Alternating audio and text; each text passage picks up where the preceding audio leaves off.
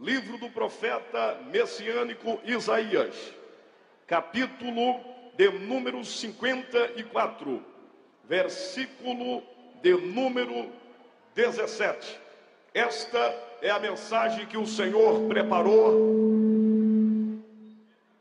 nesta noite para o seu coração, que diz assim a poderosa palavra: toda a ferramenta preparada contra ti não prosperará, e toda língua que se levantar contra ti em juízo tu as condenarás.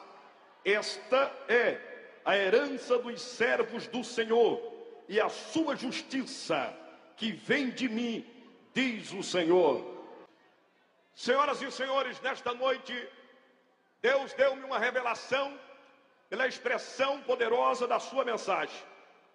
Estava durante este dia falando com Deus e trazendo dentro da minha alma o Espírito do Senhor me disse: você precisa dizer aos Gideões e a toda a nação brasileira e aqueles que estão em sua casa, no seu carro, na sua cama, no hospital, na sua guarita de trabalho, onde quer que esteja escutando este trabalho ou assistindo pela internet, a mensagem será: ferramentas não contra os Gideões. Nenhuma ferramenta preparada contra os Gideões prosperará. Você pode confirmar e dizer amém? Deus, o Senhor, nosso Pai, dá uma palavra profética para o mensageiro por nome de Isaías. E versículos anteriores, como versículo 15 e 16, Deus vem trazendo uma grande revelação acerca de projetos de ferramenta. O mesmo Deus dizendo que Ele é o Criador das ferramentas. Pega Israel, seu servo Jacó, e traz para os dias atuais, provocando uma tipologia figurativa e simbólica. Jacó, seu servo, que é Israel, Deus coloca uma barreira de proteção para proteger a criança, proteger o menino, proteger a menina dos seus olhos, que se chama Jacó. E para dar um incentivo espiritual, o Senhor revela pela boca do profeta, dizendo que toda ferramenta preparada contra Jacó não vai prosperar. Mas o mesmo Deus continua fazendo as narrativas e informando que toda língua que se levantar contra Jacó em juízo, Jacó há de condenar. Quando eu falo de ferramenta, não estou simplesmente lembrando da colher do pedreiro. Não estou simplesmente fazendo menção da ferramenta de um construtor, daquele que trabalha na pecuária, na agricultura, na ferramentaria, dentro de uma usina. Não, estou falando de algumas ferramentas espirituais. E nesta noite eu quero revelar, segundo a ordem de Deus, 4 ferramentas que se levantam contra a obra missionária. Mas elas não vão muito longe, porque o dono da obra não é de carne. O dono da obra não é matéria física. O dono da obra é espiritual. E até este momento se chama Jeová Rafá, e para sempre Adonai do reino dos céus e da terra. A primeira ferramenta que eu quero vos trazer nesta noite se chama ferramenta da humilhação. Quando eu falo da palavra humilhação, estou lhe trazendo para os dias atuais. Quem nunca passou pela humilhação? Quem nunca passou pelo desprezo? Quem nunca passou por uma rejeição? Uma pessoa que te olha mal, alguém que não valoriza suas obras, alguém que não honra o seu trabalho, alguém que não valoriza os seus méritos alcançados por longos anos, por tanto sacrifício exercido pela sua vida espiritual. Porém, a humilhação faz parte da Bíblia Sagrada. Todos os grandes homens de Deus passaram por humilhação. Todas as grandes servas de Deus que militaram nesta obra passaram por humilhação. Quem nunca foi humilhado?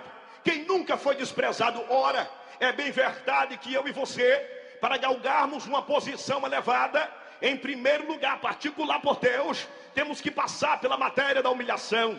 A humilhação não é um ato da condenação.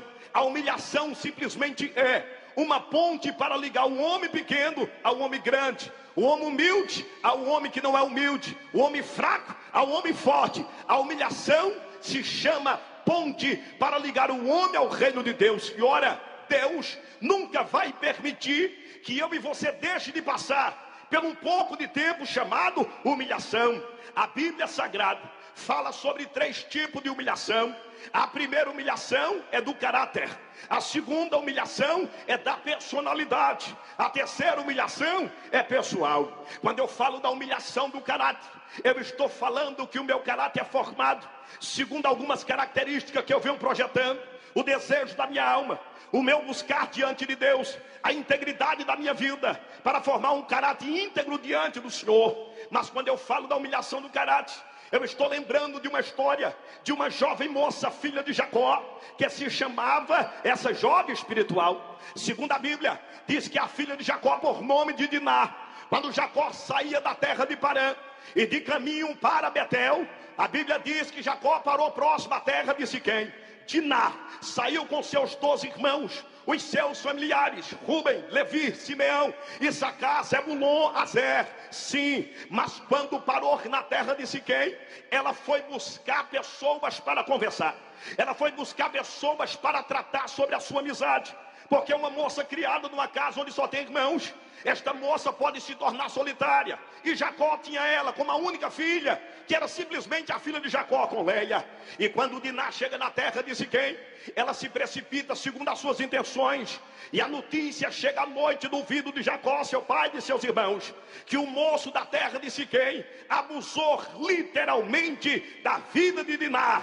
Mas era um moço responsável. Resolveu colocar dentro do seu coração o intuito de casar com a moça. Chamou seu pai por nome de Ramô, foi até a terra onde estava Jacó e disse para ele que casaria com Diná. Jacó abriu aliança, Jacó abriu um pacto, porque não queria ver a condenação da sua filha. Mas isto para Israel é uma das maiores aberrações. A moça perder a sua virgindade fora de tempo, sem o casamento, sem a ordem do pai, sem a ordem da mãe e sem a ordem de Deus, o Senhor. A Bíblia diz que na reunião da noite, próximo à mesa estava Levi e Simeão. Escutaram a história, perceberam a humilhação da sua irmã, saíram pela madrugada, foram até a terra de Siquém e assassinou todos os homens de Siquém. Um hecatombe aconteceu naquele dia. O caráter de Diná foi humilhado. Quando eu me lembro dentro da Bíblia, eu vejo a filha de Davi, cujo nome se chamava de Tamar. Sim, Davi tinha 2 filhos. O mais belo se chamava Absalão, o mais velho se chamava Aminon. Sim, mas diz a Bíblia que Aminon era perverso, era um jovem sem intenção espiritual, amizades alheia, apaixonou-se pela sua própria irmã e abusou dela sexualmente. O caráter de Tamar também foi humilhado. Todos nós um dia passamos pela impropriedade da humilhação, humilhação do caráter. A segunda humilhação é da personalidade. Quando eu falo da personalidade, eu estou falando de tripla personalidade. A primeira é de servo, a segunda é de senhor e a terceira é de dominador. Davi passou por 3 personalidades espiritual. Quando Davi pegou a arca da aliança, era o sonho de Davi conduzir a arca do Senhor para dentro de Jerusalém. E quando Davi está conduzindo a arca do Senhor para dentro de Jerusalém, foi a maior emoção, porque um sonho, um desejo que está sendo realizado não pode ser ofuscado. Um desejo que está sendo realizado, não pode ninguém colocar um pano preto em cima dele. Quem é que vai calar a boca de alguém quando seus sonhos estão sendo realizados? Quem é que vai calar a boca de alguém quando o seu desejo está sendo realizado? Davi estava motivado pelo sonho realizado. Pegou a arca da aliança, já que viu que foi reprovado na primeira demanda. Então agora, ao chegar próximo a Jerusalém, segundo a Bíblia, diz que as moças dançavam, seus servos dançavam, cantavam, se alegravam, sorria. E quando Davi percebeu que os servos dançavam, bailavam e sorria, Davi se tirou a vestimenta real, despiu-se a sua coroa, entrou dentro da dança espiritual e junto com a galera resolveu fazer uma discoteca espiritual para o Senhor. E quando Davi está bailando na presença de Deus, uma desocupada, ciumenta esposa, cujo nome era Mical estava lá na janela murmurando, indagando, reclamando, falando com seus lábios, e condenava Davi dizendo: não é esse o rei de Israel? Não é esse o homem de Israel? Não é essa a liderança de Israel? Por que é que está dançando? Por que é que está bailando? Ora, volta a repetir: como calar alguém tendo sonhos realizados? Era o maior sonho de Davi, trazer a arca da aliança para dentro de Israel. E ora, quando eu venho a imaginar na vida de Mical, eu lhe trago a notícia da parte do Senhor. A esposa de Davi enciumou-se, porque o servo de Deus congratulou-se com as servas. Agora lhe faço uma pergunta: qual é melhor, ter Davi carregando a arca, ou ter Davi passeando no pátio? Qual é melhor, ter Davi dançando no espírito, ou ter Davi vacando e cobiçando Betseba? Qual é melhor, ter Davi glorificando e adorando, ou ter Davi deitado no leito adulterando? Qual é melhor, ter Davi bendizendo e exaltando, ou ter Davi se desviando da presença de Deus? Ora, deixa eu lhe dar uma informação, minha querida, deixa eu lhe passar um recado, minha santa. A melhor coisa que tem é ter seu esposo na presença de Deus. A melhor coisa que tem é ter seu filho na presença de Deus. Enquanto Davi estiver na presença de Deus, a sua mente está fechada para o pecado, está completamente coberta. Deixa Davi dançar, deixa Davi bailar. Mas é natural, casar com pessoas ciumentas é a mesma coisa de casar com quem não gosta da obra de Deus. Tem muitos homens de Deus que estão sofrendo uma crise no seu ministério, porque não teve sorte no seu casamento. Casaram com mulheres erradas, casaram com moças erradas, com moças frias, que não gostam de avivamento, que não gostam de poder, que não gostam de adoração. Casaram simplesmente com moças que só gostavam de ficar atrás dos muros das igrejas. Quando ia para as escolas, mentiam para suas mães, namoravam escondido por trás das árvores. Elas nunca foram na oração, elas nunca foram na consagração, elas nunca foram do jejum.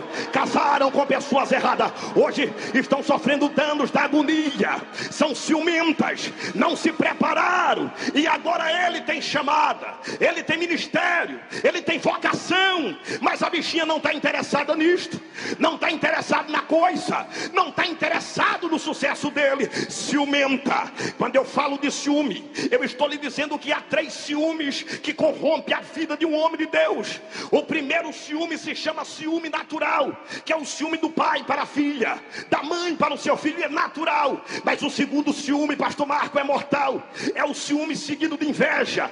Foi quando Mical se enciumou e invejou de ver seu esposo sendo ovacionado pela nação de Israel. O terceiro ciúme é chamado ciúme traumático. O que é um ciúme traumático? É o ciúme de Caim. Se Deus fala com ele, Deus tem que falar comigo, e se Deus fala com ele e não falar comigo, então eu mato ele. Tem gente que é assim. O teu sucesso está incomodando, o teu sucesso está lhe irritando, o teu sucesso está fazendo ele passar mal. É por isso que ele quer te matar, quer acabar com você. É um ciúme traumático, é o ciúme da ignorância. Você já percebeu que todo marido ciumento ao extremo, o final do seu casamento sai nos jornais: esposa assassinada. Você já percebeu que toda mulher ciumenta, traumática, o final sai no jornal? Jogou água quente na cara do seu marido. Ciúme traumático. Você lembra de Josué, quando viu 70 anciões velhinhos adorando a Deus, porque receberam a imposição da mão de Moisés? Josué correu para Moisés e disse: Moisés, estou vendo um monte de velhos pulando e dizendo: eis que eu sou o Senhor, eu sou teu Deus, eis que eu sou Jeová. Josué se irritou. Que vergonha, o jovem irritado com quem estava adorando ao Senhor. Moisés olhou para Josué e disse: tens tu ciúme de mim, Josué? Tomara Deus que todo Israel fosse profeta. Pastor Adeildo, o que é que o senhor está querendo dizer? Quanto mais profeta na igreja, menos fofoca. Quanto mais profeta na igreja, menos mentira. Quanto mais profeta na igreja, menos inveja. Quanto mais profeta na igreja, menos ciúme. Igreja que não deixa Deus levantar profeta, pecado de adultério. de fornicação, de discórdia, de fofoca, maledicência, penetra, mas nesta noite, pelo sangue do Cordeiro, eu te repreendo.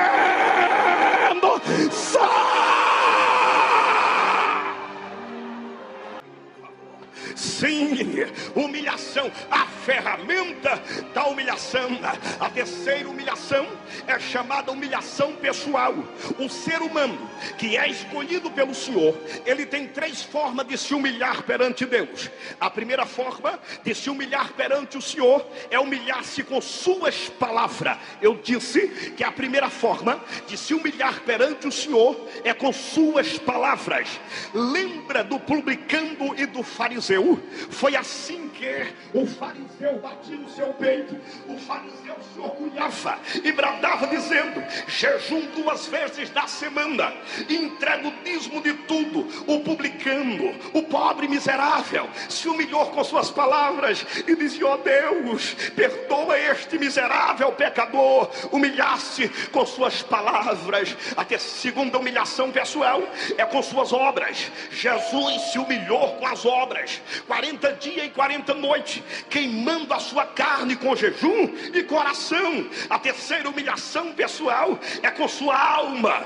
Jejum é para queimar o pecado, jejum é para queimar os desejos, as paixões carnais. Humilhai-vos perante o Senhor. O apóstolo São Pedro, escrevendo a sua carta, ele disse: humilhai-vos debaixo da onipotente mão de Deus, e no seu tempo certo ele vos exaltará. Jesus Cristo disse para os seus discípulos: todos aqueles que se humilham, o Senhor o exalta, e todos aqueles que a si mesmo exalta, Deus o humilhará. A ferramenta da humilhação é reprovada perante o Senhor.